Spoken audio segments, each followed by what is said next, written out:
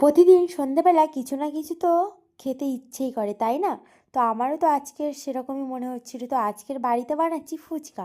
তো ফুচকার জন্য এখানে যা যা সরঞ্জাম রেডি করতে হয় সেটাই করছি।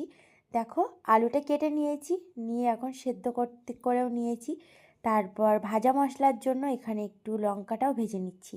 আর এখানে তো সেভ করা ফুচকা, সেটা তো রয়েইছে। এটা আমরা দোকান থেকেই কিনে নিয়েছিলাম। তারপর সেটাকে তেলে সুন্দর করে গোল গোল করেই ভেজে নিচ্ছি।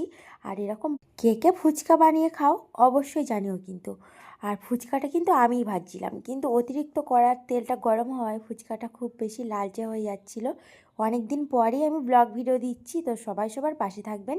এখানে ফুচকাও রেডি, আর এখানে একটু এবার টক জলের জন্য অ্যারেঞ্জ করা হচ্ছে। এখানে তেঁতুলটাও ভিজিয়ে রাখা হয়েছিল, ভাজা মশলাও অ্যাড করা হয়েছে। এখানে তো প্রচুর ভাজা মশলা রয়েছে, যেমন জিরে গুঁড়ো, ধনে গুঁড়ো, আর যেগুলো সিক্রেট মশলা হয়। তো চলুন বন্ধুরা, এখন একে একে ফুচকাটা পরিবেশন করাই যাক। তো কে কে ফুচকা খাবেন চলে আসুন, আর ছোটোদেরকেও বলছি তোমরাও চলে এসো। ভিডিওটা কেমন লাগলো জানিও।